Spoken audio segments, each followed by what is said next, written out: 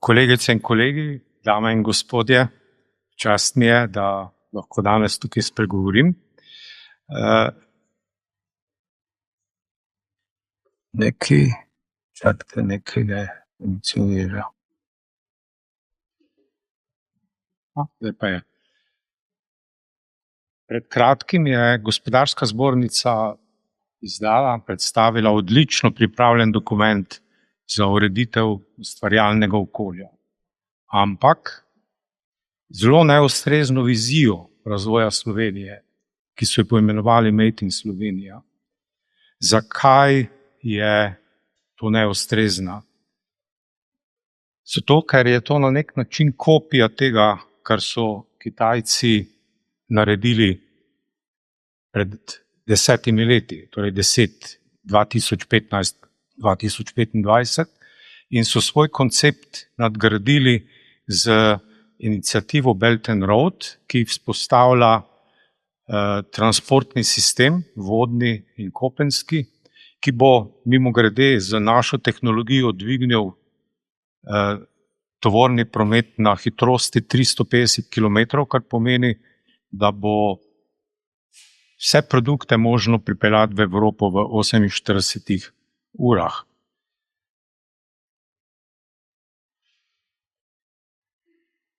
Na trgu ste konkurenčni z tako imenovanim performance price ratio. In seveda konkurirati na trgu je smiselno zgolj z performanso, torej z zmogljivosti izdelkov. In tista podjetja, ki nimajo ali pa nimate razvojnih oddelkov, ki niste kreatorji svojih produktov, lahko konkurirate zgolj in samo z ceno. Jaz sem se poslužil umetne inteligence, da naredim primerjavo proizvodnje pralnega stroja na Kitajskem in v Sloveniji pri vseh enakih, pri enakem profitu, spravi pri vseh enakih parametrih, in kot vidite, je razlika v ceni faktor 7 zaradi količine, velikosti, števila izdelkov, ki jih lahko tam naredijo. V skladu s tem je torej usmeritev Slovenije nujno izboljšava kvalitete, performanse izdelkov, za kar so potrebne invencije in inovacije. No, in v skladu s tem je predlog, da je moto, vizija Slovenije, to, kar je tudi zapisano v viziji 2050, inventivnost. In tukaj je možen slogan Invented in Slovenia, ki bi bil slovenska blagovna znamka. Slovenci v resnici nimamo zaenkrat neke svoje, tako kot Made in Germany, tam je Made in Germany ali pa German Engineering. In naš cilj bi moral biti, da je performansa naših izdelkov v primerjavi z referenco in razmerje cen večja od 1. To nam bo dalo konkurenčnost in vodilnost v svetu. In v skladu s tem je pripravljena tudi moja današnja predstavitev. Tukaj vidite kažipot. Za uvod bom pojasnil neke osnovne pojme, ki so vezane na inovacije in invencije. Te pojme veliko uporabljamo, nisem pa prepričan, da jih vsi enako razumemo. Zelo pomembno vlogo pri invencijah, kot boste videli, ima interdisciplinarno povezovanje. Tega v Sloveniji na žalost zelo manjka, čeprav kot majhna država bi morala biti to naša moč. Zakaj? Zato, ker zakoni termodinamike veljajo tudi za družbene sisteme in Slovenija kot majhen termodinamični sistem je hitrejša kot katerakoli druga večja država. Nažalost, to, kar bi naj bila naša prednost, je v resnici naša slabost. Ne sodelujemo in to na vseh nivojih. Zelo pomembno vlogo ima tudi velikost ekonomije. Slovenija je tako majhna, če vsak Kitajec da 1 evro, imajo 1,5 milijarde. Če vsak Slovenec da 1 evro, imamo zgolj 2 milijona. Kaj lahko za 2 milijona kupimo, vemo, posebno vi, podjetniki. Potem bom predlagal zelo 2 konkretna instrumenta. Prvega, kako dvigniti dodano vrednost v obstoječih podjetij, se pravi pri vas, ki ste tukaj, in to za ciljem, da bi se uvrstili v 10% najboljših na svetu. Potem pa drug konkreten instrument, ki bo omogočal bazična znanja pripeljati do tehnoloških prebojev, in na koncu, če mi bo čas dopuščal, bom pokazal tudi primere nekih svojih invencij, da ne bo izgledalo, da govorim v prazno. Poglejmo si temeljne pojme. In najpomembnejše je razumeti razmerje, posebno sedaj z pojavom umetne inteligence, razmerje med razumevanjem in znanjem. In pomembno je, da se zavedamo, gledajte, da človeški možgani od nikogar niso sposobni ločiti razumevanja od vedenja, se pravi posedovanja informacij. Nekaj, kar vemo, samo po sebi mislimo, da tudi razumemo, kar seveda sploh ni res. Mi ugotovimo, da ne razumemo, šele takrat, ko ne znamo rešiti nekega problema. Če nekdo, recimo jaz kot znanstvenik, če se smem tako imenovati, če razumem osnovne zakonitosti, bi moral v resnici znati rešiti vse probleme. Vsaj na tem principialnem nivoju. Drugo je seveda izvedba, ki zahteva nova znanja. To znanja, kot jih včasih imenujemo teoretična in praktična, zahtevajo drugo pot do njihovih spoznanj. No, to zelo jasno predstavita ta 2 reka. Glejte, če vi nekaj razumete, bi v resnici moral biti sposoben to izumiti ponovno, če to ne bi bilo znano. In drug pomemben element, kako to preverite, je, če ne znate tega razložiti 6-letnemu otroku, pomeni, da sami ne razumete. Se pravi, tisti profesor, ki pride na tablo in napiše nekaj komplicirano enačbo, ki jo noben ne razume, pomeni v resnici, da on tudi sam tega ne razume, ampak ponavlja nekaj, kar se je naučil. Drugo pomemben temeljni pojem je inventivnost in znanje.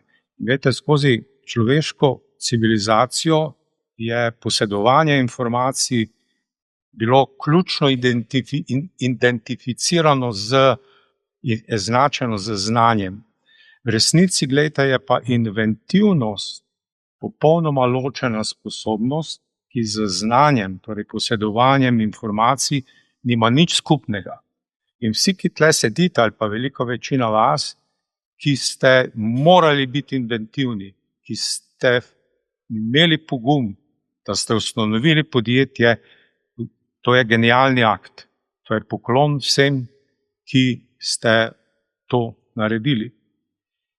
Formalna izobrazba bo, tako kot jo pridobivamo zdaj, bo postala preteklost. Zakaj?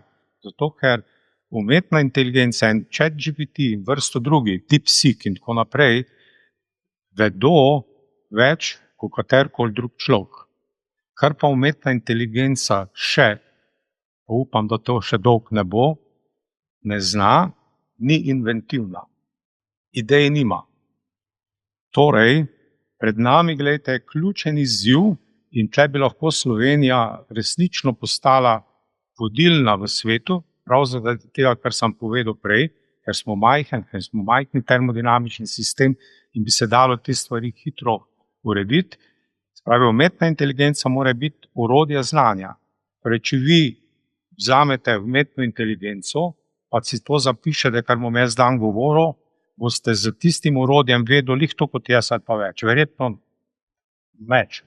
Seveda pa ne boste s tem orodjem inventivni. Ne boste mogoče sposobni, bom pokazal tudi nekaj primerov, razložiti, kar vam bom pokazal. Jaz pa to znam razložiti. V tem je torej razlika. Posedovanje informacij, inventivnost sta 2 popolnoma ločene stvari. In izobraževalni sistem že od osnovne šole bi morali celoti spremeniti. se pravi, namesto da sprašujemo, ne vem, kdaj je bila oktobrska revolucija, bi samo morali reči, bila je. Ker če ti ne veš, da nekaj je bilo, tudi vprašanja ne moreš postaviti. Torej, učenje bi morali spremeniti v informiranje in negovati razumevanje, inventivnost, kreativnost. Torej, pomagati bi morali učencem, dijakom, študentom, da odkrijajo svoje sposobnosti. Všeč mi je tale Einsteinov rek in bom kot nazorno rekel, gledajte, če od Dončića zahtevate, da prepleza eno skalo in da reši diferencialno enačbo, bo mislil, da je idiot in fizično nesposoben človek. Je pa najboljši košarkaš na svetu. Torej, izobraževanje bi morali usmeriti v iskanje, pomaganje ljudem, dijakom, študentom, da najdejo, v čem so dobri in da jim pomagamo to njihovo sposobnost razviti. Seveda, znanje, kot sem prej rekel, znanje, torej jaz se način razumem kot posedovanje informacij. Inventivnost je pa ideja, ki pripelje do nekaj novega. In seveda, vi lahko ste inventivni s tistim, kar razumete. To je podobno kot kuhanje. Skuhate lahko tisto, kar imate v hladilniku. Tistega, kar v hladilniku nimate, ne morete pretvoriti v jed. In jaz bom tukaj pokazal primera dveh invencij, ki temeljita na dveh zelo različnih. Se pravi, to je high school, pa brez vsake izobrazbe, samo dobro idejo moraš imeti. In to je, gledajte, ideja prodajanja navadnih kamnov. Ta človek je iz tega naredil milijonsko podjetje, je pa res, da to podjetje se pri neki milijonski vrednosti ustavlja, ne more naprej rasti. On je s prodajanjem kamnov in prodaja, če pogledate na spletni strani, po $35 je taka škatlica in še zmeraj lepo dobro živi. Na drugi strani, gledajte, je pa primer, to, kar je bila letos Nobelova nagrada za realen čip računalnik, ki dela na quantum tunneling. Če primerjate obe ideji, jaz mislim, po inventivnosti je mogoče celo tale bolj zahtevna kot pa ona, ker konec koncev, če je skoraj logični korak, da moraš poskušati narediti računalnik z nekem novem fizikalnem principu. Torej, zelo pomembno, inventivnost, kreativnost je nekaj, kar je treba spodbujati in kar je tisto, kar je v resnici vredno. Poglejmo zdaj kot povzetek. Torej, invencija, izum je genialni akt, ki vodi do spoznanj ali rešitev, ki predtem niso obstajale in niso bile znane. Inovacije so pa v bistvu ustvarjalna dejavnost. Vi vključujete tisto, kar je že znano, v neko kombinacijo, nekaj novega, nek nov izdelek, neko novo tehnologijo. In seveda kombinacija invencij in inovacij je to, kar jaz imenujem na raziskavah temelječe inovacije. In oboje torej predstavlja sinergijo in to sinergijo je tisto, ki jo je treba v Sloveniji ustvarjati. In tukaj zdaj na konkretnem primeru pokažem to. Glejte, če izboljšujete sveče, inovirate. Za preskok iste funkcionalnosti potrebujete nove znanja, nove spoznanja. Tega preskoka z inoviranjem, z raziskovanjem sveč ne morete narediti. In podobno tudi tukaj. Torej, preskok v funkcionalnosti, v trajnosti in tako naprej zmeraj zahteva, jaz kar rečem, preprosto novo fiziko, neke nove principe, nove koncepte. Zelo pomembno vlogo ima bazično znanje, in sicer bazično znanje, ki jo inovator poseduje. Se pravi, ta nivo za nekoga je lahko, kot sem pokazal pri tistem kamnu, osnovna šola, za nekoga je pa to Nobelova nagrada. Ampak oboje je plafon, do katerega vi lahko svojo inventivnost razvijete. Pomembno v tem diagramu, gledajte, je tudi tole. Dokler kupec je sposoben oceniti funkcionalnost in trajnost, je blagovna znamka nepomembna. To kot na trg pridete jabolk, poskusite, je dober, kupite. Ne gledate, je to neka blagovna znamka, ampak okusite kvaliteto jabolka in ga kupite. Problem je, gledajte, da pri veliki večini izdelkov mi nismo sposobni tega oceniti. In največkrat potem se odločimo za boljšo blagovno znamko, ker je pač draže, ker je bolj znana in minimum smo prepričani, da je boljša. No in tukaj, gledajte, lahko znanost zopet pomaga. Jaz sem to poimenoval science-based marketing in kolega Aleš Kuhar z Biotehnične fakultete je ta pristop zelo uspešno uporabil za plasiranje piranske soli na Japonske. Kaj je ideja science-based marketing? Glejte, vi kot podjetnik vsak ve, da ne smete reči, moj izdelek je boljši od tega, ker vas bo konkurenca takoj dala na sodišče. Znanost je pa izven zakonov. Se pravi, v znanstvenem članku, v tem članku so oni primerjali piransko sol z 30 najboljšimi solmi, ki jih seveda niso poimensko navedli, ampak so pa navedli, da so to najboljše soli na svetu. In so tudi znanstveno primerjavo naredili in ugotovili, da pač ima neke posebnosti, ki so potem lahko izhodišče za formiranje blagovne znamke. No, zdaj pa pejmo na, kako bi rekel, najpomembnejši del. In to je meddisciplinarno povezovanje. Začel bom, gledajte, s tem. Za invencijo potrebujete določeno širino znanja. Najmanj, kar je, moram vedeti, kje lahko tisto, kar sem jaz v raziskavah razvil, kje bi to lahko uporabil. In ko je še živel Da Vinci, je bila nivo znanja tak, da si se ga v 3 letih si vse vedel. Ne? In zato je Da Vinci lahko bil zdravnik, pa inženir, pa vse, kar želite. Danes pogosto rečemo, we know everything about nothing. Se pravi, mi v nekem ozkem področju vemo veliko, ampak za invencijo potrebujete določeno širino, ki jo velika večina raziskovalcev nima. In zato tudi ni sploh sposobna invencije narediti. Kaj delamo? Raziskovalci pišemo članke, te največkrat berejo kolegi ali jih pa tudi ne. Zelo redko in zelo težko je pa za podjetnika, posebno slovenska podjetja, ki so majhna. Nekaj drugega je, ne vem, korporacija BASF, ki je imela več, ki je imela med svojimi zaposlenimi tudi Nobelovce. Ne. Oni lahko članke preberejo, pa jih potem integrirajo in pripeljejo do nekega izdelka. Pristop drug je seveda ta, da sam raziskovalec naredi podjetje, kar je slabo, zato praviloma raziskovalci nismo dobri podjetniki, ker enostavno nimamo teh sposobnosti. Rekli smo, inventivnost, kamor seveda, če si podjetnik, moraš biti inventiven, raziskovalci vsaj inventivnosti na tem poslovnem področju v povprečju nimamo.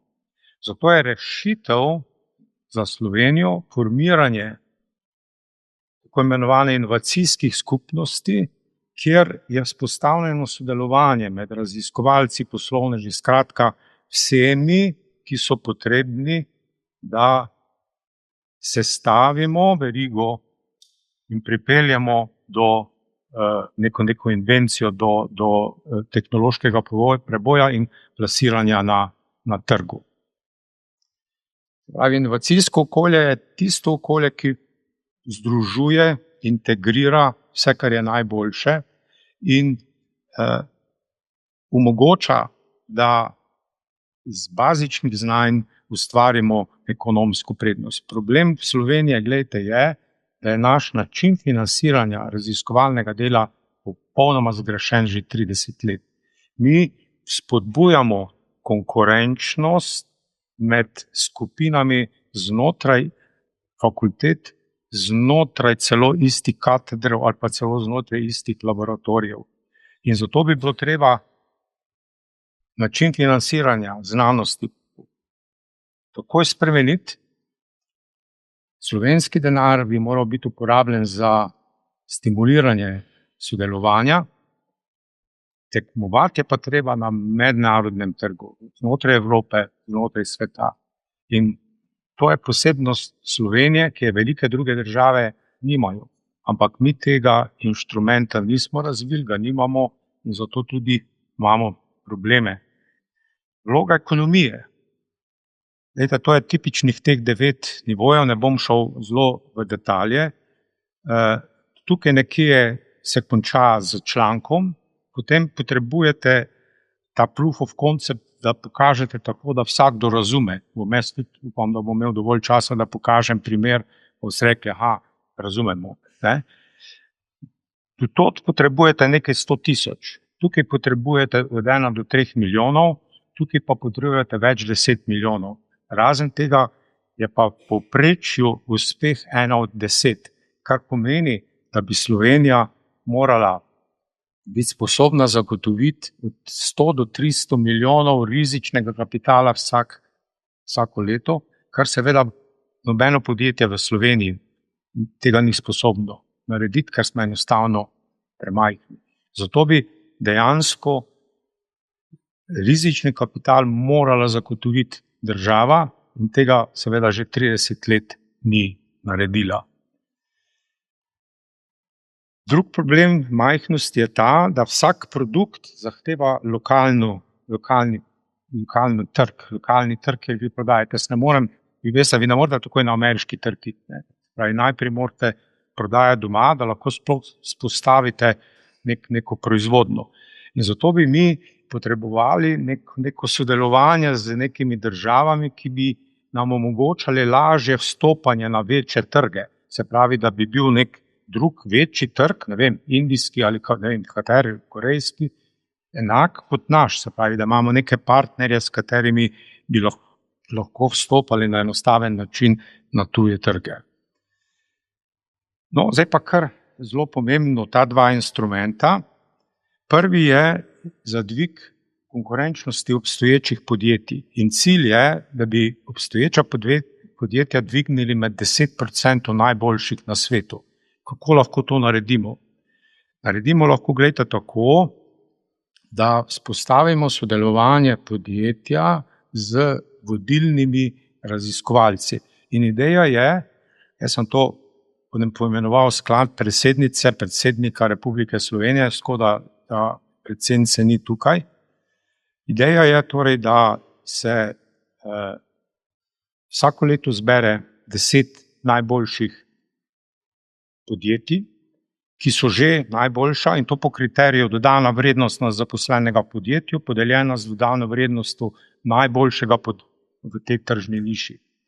In tem 10 podjetjem bi se zagotovilo 3 domače ali pa tuje strokovnjake, ki bi kot tim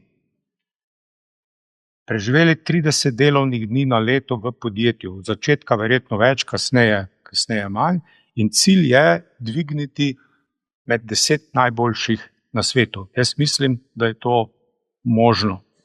Financiranje, gledajte, bom šel hitro skozi, potrebovali bi v bistvu 1 350 000 na leto, kar v principu sploh ni nek pomemben denar. Drug inštrument je pa namenjen dejansko prenosu bazičnih raziskav na trge. In inštrument, ki je tukaj, in to je pač izziv in pobuda SBC-ju, da SBC oziroma podjetja, ki želijo, da ustanovijo fundacijo za financiranje raziskav temelječih invencij, ki lahko vodijo do tehnoloških prebojev. Pripravili bi belo knjigo, da pravi en pregled takih projektov, ki so zanimivi. Takoj bi se ustanovilo neko podjetje, v katerega bi se pač ta denar vložil. Podjetje bi seveda morali voditi ne raziskovalci, ne seveda fundacija, ampak poslovneži, ki bi jih ta fundacija izbrala. In naloga poslovnežev je, da preko biznis plana, poslovnega načrta, zagotovijo, da se ta denar vrne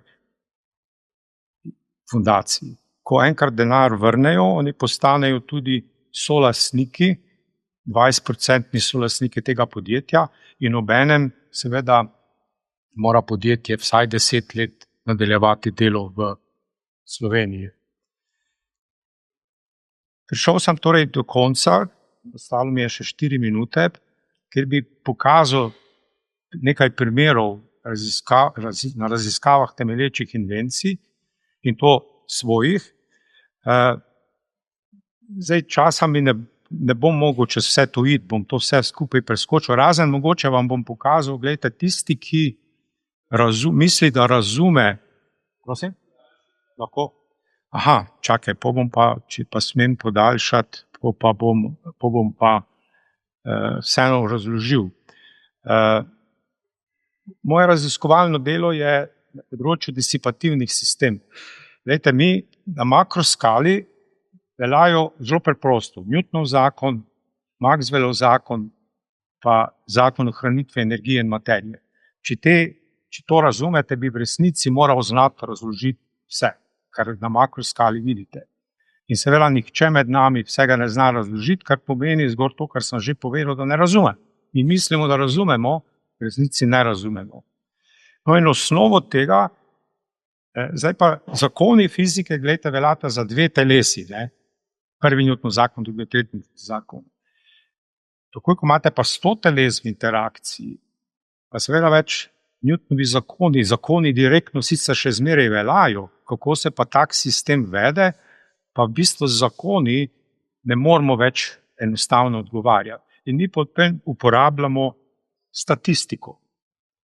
No, osnovo, in zato je on dobil leta 1977, tega je postavil Ilija Prigožin in je to poimenoval teorija disipativnih sistemov, kjer je on se omejil na energijo. Zdaj pa kaj so torej disipativni sistemi? Disipativni sistem je tisti sistem, katerega struktura je odvisna od vložene energije. In najbolj kompleksen disipativni sistem smo mi sami, živa bitja. Mi moramo stalno jesti, stalno izmenjevati energijo, materijo, da sploh svojo strukturo obdržimo. Takoj, ko nehamo izmenjevati energijo ali pa hrano izločati, jesti, se začne sistem rušiti, umremo in materija sistem razpade. No, mi smo uspeli ta pristop razširiti na mehanske sisteme. No, in prvo vprašanje, ki ga moramo odgovoriti, kar sem ga že delno odgovoril, kaj je struktura. Struktura sistema je zelo preprosta, prostorska razporeditev gradnikov, ki sistem sestavljajo. Se pravi, ta soba so gradniki mi, predmeti in njihova razporeditev je struktura te sobe. Če se jaz premaknem, sem strukturo spremenil. In to v resnici velja za vse sisteme. Razporeditev planetov definira vesolje, razporeditev ljudi na železniški postaji definira strukturo železniške, knjižnica in tako naprej in tako naprej. Zanimivo, gledajte, je, in to je najboljši primer, vi samo spremenite prostorsko pozicijo atomov ogljika in imate na eni strani grafit, na drugi strani imate diamant. Imate najmehkejšo snov pa eno najtrših snovi. Razlika je samo v prostorski razporeditvi gradnikov, več drugega. No, in kaj pa je zdaj najenostavnejši primer takega disipativnega sistema? Tukaj vidite škatlo s kroglicami, če nobene energije ne dovajam, je to strukturna oblika. Če začnem tresti, dobim drugo strukturno obliko in ta strukturna oblika se ohranja, dokler dovajam energijo. Takoj, ko neham tresti, bom iz tega dobil to. No, to ni nič posebnega, gledajte, vam bom pa pokazal nekaj in to je pokazal Prigožin, je zato dobil Nobelovo nagrado. Če se spomnite, on je rekel, metuljček v Avstraliji pomaha in dobite, ne vem, tornado v Združenih državah. Se pravi, z majhnimi spremembami lahko vodimo do velikih strukturnih sprememb. In poglejmo tukaj en primer. Glejte, to je, če na mizo damo eno verižico, bom jaz v to verižico dovajal energijo, tako da bo pač ta del padel dol se bo pač kinetična energija povečevala in bom pač vlekel to verižico navzdol. Zdaj ta miza, gledajte, je tale granitna plošča, tukaj je pa tale veriga gor. No in poglejte, kaj se zgodi. Zdaj tisti, ki razumete Newtonove zakone, ki razumete Maxwellov zakon, vidite tle Maxwellovega zakona, ja, rabite malo, lahko to odgovorite. Kaj dvigne verižico?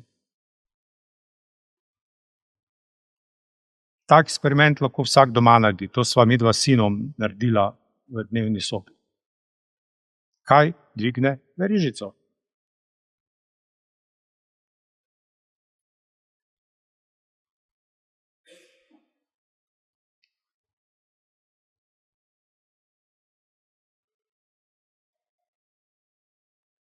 Se pravi, dovajanje energije, gledajte, spremeni strukturno obliko in ta strukturna oblika je zelo specifična.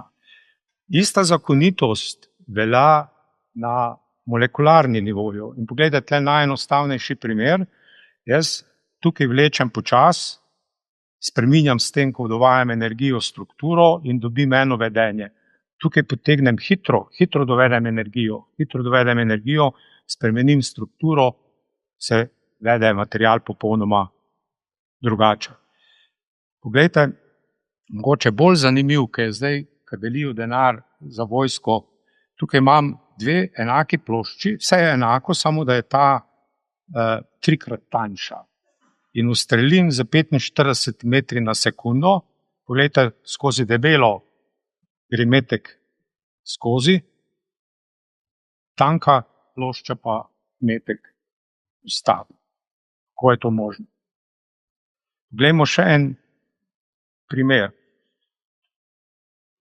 To je polistiren, tisti, ki se mogoče s tem ukvarjate, veste, da je to izredno krhek, transparentni material. In jaz bom ta vzorec stisnil na dva načina. Enkrat zelo počas in obakrat za 2 mm. Drugič bom pa poslal skozi 2 valja. No in najprej si tukaj, kako je, to je 5 mm visoko, okvir je 3 mm in ko jaz to stisnem za 2 mm.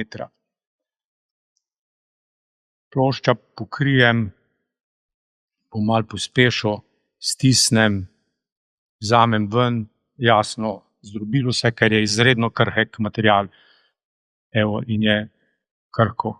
Tukaj bom pa zdaj poslal skozi valj in poglejte, demonstriramo tukaj, da je krhek, vzamemo drug vzorec, vnesemo energijo in spremenimo strukturo in spremenimo lastnosti. Seveda material, ki je bil prej izredno krhek, gledajte, lahko navijate. Jaz imam tukaj še nekaj teh primerov, ampak načelno je zdaj nič in bi zato prišel na to, da vam pokažem, ko te fenomene razumete, lahko naredite naslednje invencije. In tu so zdaj primeri nove generacije izdelkov na podlagi teorije disipativnih sistemov. In prvi tak primer je nova generacija zvočne izolacije, ki je 3 do 10 krat boljša, kot karkoli obstaja. In kar je pomembno, gledajte, to je, lahko naredite iz česarkoli. To, kar je tukaj narejeno iz stale odpadne pnevmatike. In videti je razumeti in verjeti, in jaz bom vam tukaj kar film zavrtel, upam, da bo dovolj glasno. Hello, my name is Pavel, and today we will demonstrate you efficiency of our sound isolation in different ways. Isolation is installed in this box. We will start electrical generator, position it into the box and cover it. After a few seconds, we will open the box and hear the difference. So let's start.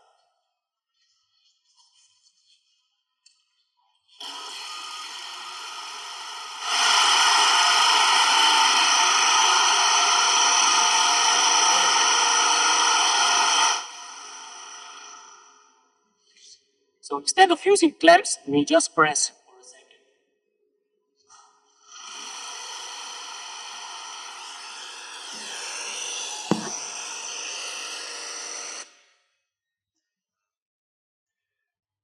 Druga invencija, ki se pravi, vse, kar vam bom pokazal, temelji na istem bazičnem znanju.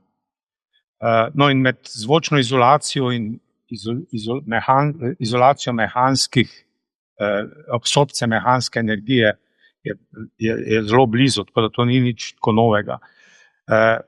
Guma se največkrat uporablja za dušenje vibracij v avtomobilski industriji povsod in histereza, to, kar je površina znotraj te črne krivulje, to je guma, predstavlja količino energije, ki jo je ta guma, ta izolacija sposobna absorbirati. Tukaj vidite našo izolacijo, kot vidite, lahko spreminjamo togost, lahko spreminjamo količina energije, ki jo absorbira, je sorazmerna razmerju površine. Razlika je, kot vidite, faktor 6, to je kako bi rekel, že preverjeno na industrijski skali, množične proizvodne. No in za tako izolacijo lahko naredite celo vrsto novih izdelkov. En primer je to, kar sem tudi omenil, da naredite nove sisteme železniških prog za tovorni promet, ki bodo pač omogočile hitrosti do 300 km in preko, in zato potrebujete veliko absorpcije energije. Zdaj, detalje, če koga zanima, lahko v pauzi razložim. Na isti način, gledajte, bi lahko naredil protipotresno izolacijo za stavbe. Lahko bi naredil naslednji nivo protipotresne izolacije, ki je trenutne rešitve so zelo dobre, ampak zgolj za absorpcijo energije v horizontalni smeri, v vertikalni smeri izolacija ne deluje. Lahko bi razvil izdelke za mostne konstrukcije. Zelo pomembno, gledajte, sosed, tam, kjer jaz živim, je servisiral te stroje. Skoraj enkrat na let morajo zamenjati ležaje zaradi vibracij, ki se prenašajo iz kladiva na celotno konstrukcijo. Če bi dodali tukaj tak absorber energije, bi življenjsko dobo podaljšal za lahko 10-krat.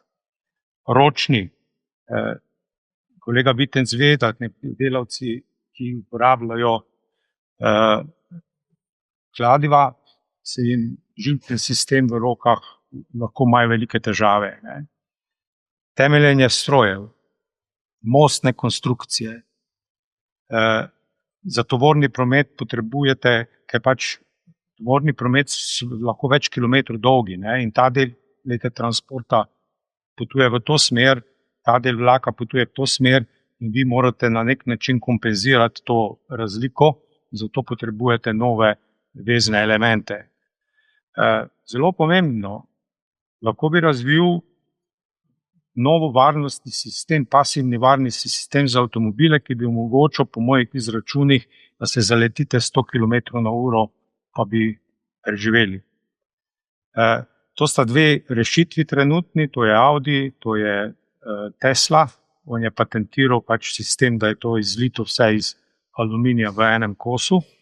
No, naš sistem, gledajte, bi bil pa ta, da mi pač školjka, ki pač ohranja, kako bi rekel, volumen, kjer potniki sedijo, potem bi imeli pa tle ta del, ki se deformira in del spredaj, se pravi, ki absorbira potem tudi energijo in ta del, ki je spredaj. No in tukaj sta oba elementa pokazana, se pravi, če mi naše dušilne elemente vgradimo v take konstrukcije, geometrija ni toliko pomembna, tukaj vidimo primerjavo, gledajte, to je ista dimenzija, če imate aluminij, kovino ali pa naša izolacija.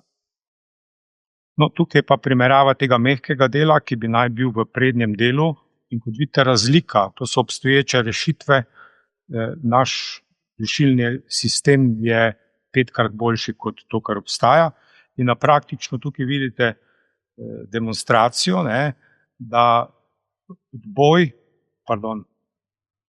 odboj je tukaj, kot vidite, vsaj 5-krat manjši kot tukaj, kar pomeni, da se vsa energija tukaj absorbira, tukaj se pa seveda vrne in v avtomobilu vas sunek je tisti, ki vas ubije.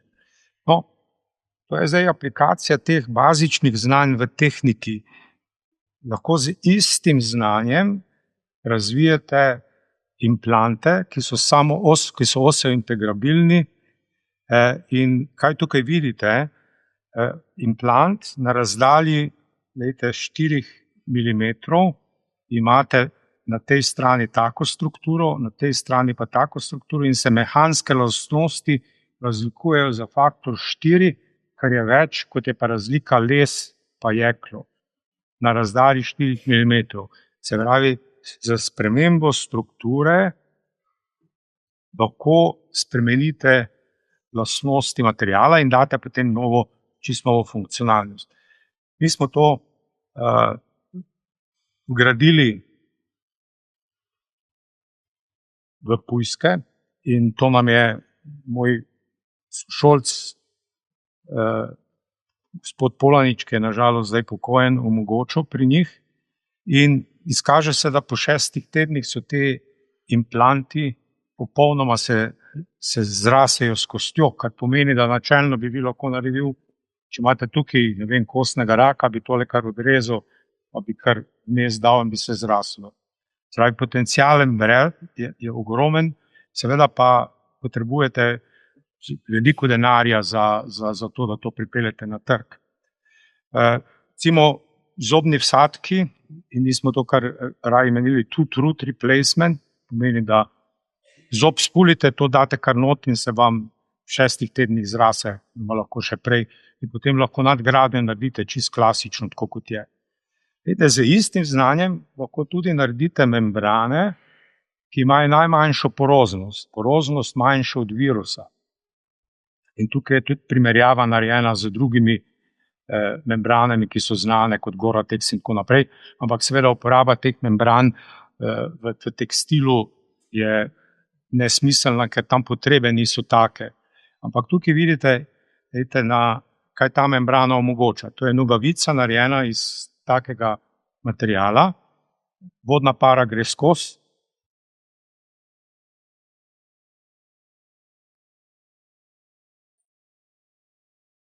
Zrak gre skozi. No in zdaj ravno kar NATO išče, gledajte, če iz tega naredite obleke za vojsko, jih bo zaščitila pred vsemi bakterijami in virusami. Trenutne rešitve so take, da samo vojakom podaljšajo življenje, ker imajo pač maske in dihajo, ampak mi, kot veste, dihamo skozi kožo in ta ni zaščitena. Z takimi oblačili je pa zaščitena. Se pravi, je življenje vojaka 100% zaščiteno. Voda ne gre skozi, seveda mi lahko poroznost reguliramo in ravno z regulacijo poroznosti, gledajte, če naredimo membrano iz kitozana, čitin, to je naravni polimer, ki ga dobite iz školjk, recimo škampov, date to na rano, recimo peklina, kolega Bitenc bo, upam, potrdil, to je največkrat smrtni primer, če imate tako stopnjo pekline. Tukaj, gledajte, po 17 dneh je bilo vse rešen. In nič drugega ne naredimo, kot pač se odstrani tisti zgornji del poškodovane kože, date gor te membrane, membrana seveda zagotovi, da telo normalno diha, ne omogoča pa dostop virusa ali pa bakterij. Lahko naredite sodelovanje s profesorom Geršankom, mi smo prototip srčne zaklopke naredili in to je sodelovanje s Teslo, z teh membran lahko naredite separatorje za litij-ionske baterije in tukaj primerjava, gledajte, Celgrad je ena najboljših separatorjev, ki obstajajo na trgu, to je naša, ampak ko normiramo mehanske lastnosti glede na debelino, poglejte, kakšna razlika je. Zakaj je debelina pomembna? Zato, ker volumen baterije definira v glavnem ali pa v veliki meri separator.